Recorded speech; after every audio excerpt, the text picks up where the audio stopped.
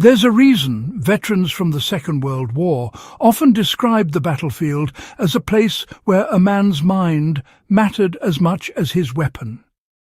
Before the bullets, before the artillery, before the tanks, the real front line was psychological.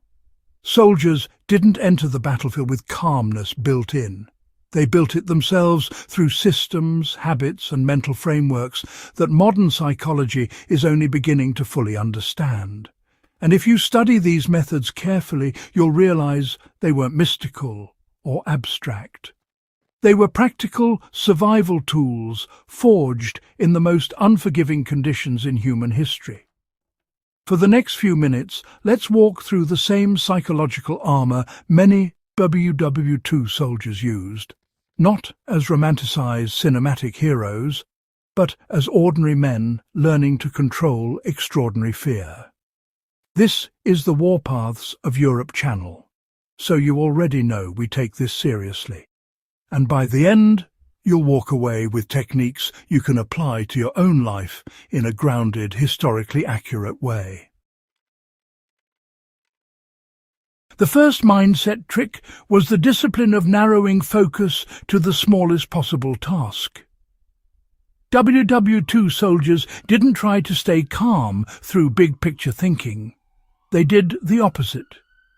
Infantry training in nearly every army taught soldiers to break down overwhelming moments into tiny, controllable pieces.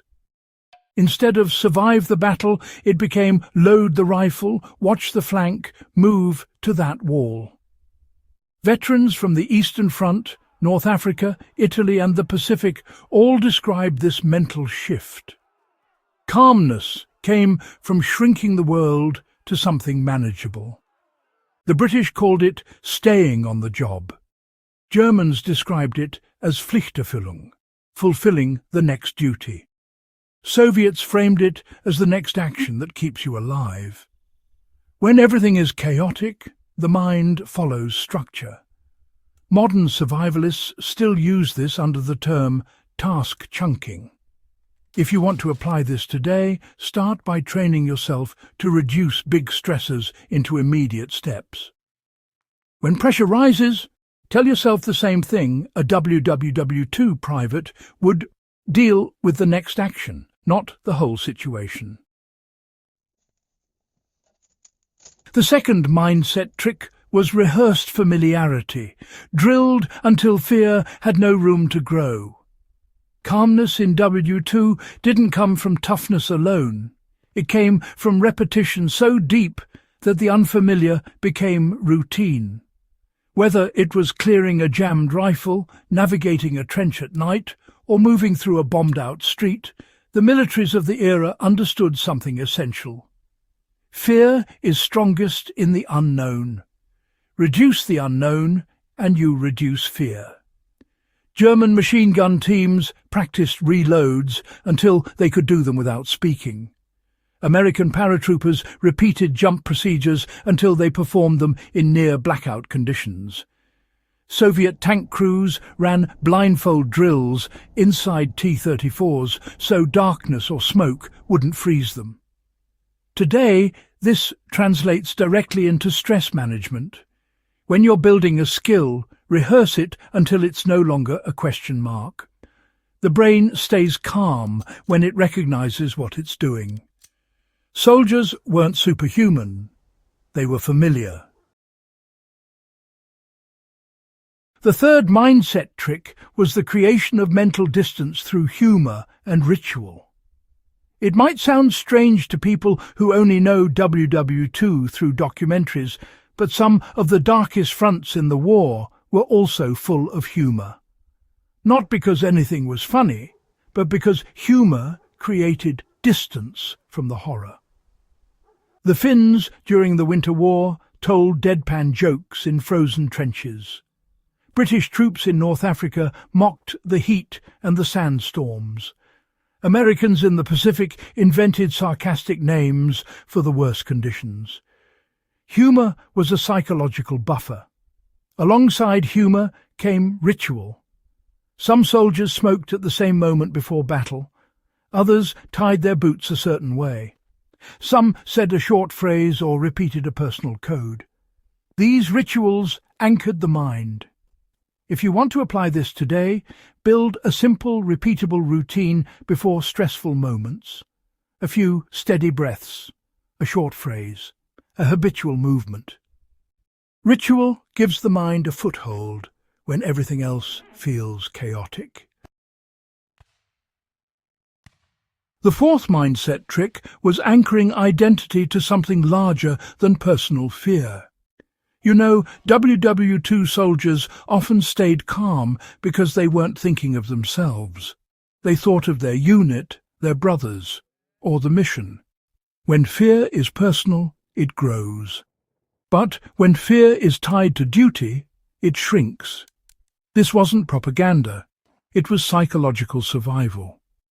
US Marines in the Pacific described fighting for the man next to them. Soviet infantry talked about defending their families and towns. Polish resistance fighters fought for national survival.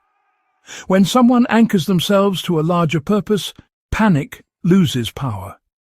For modern use, this means shifting your mindset from "how do I handle this?" to "why does this matter?" Identify a purpose, even a small one, and let it guide your behavior under pressure. The fifth mindset trick was accepting fear rather than fighting it. Contrary to popular myth, World War II soldiers didn't strive to be fearless. They learned to operate while afraid. Veterans repeatedly mentioned that once they stopped trying to eliminate fear and instead acknowledged it, their minds stabilized. British commandos used the phrase, "carry it with you." United States infantry trainers taught recruits that fear was simply a signal, not a command. German officers told their men that courage was performing despite trembling hands. The application for modern life is straightforward. Don't interpret stress as a failure. Label it, acknowledge it, and move forward anyway. That mindset is ancient, simple, and battle-tested.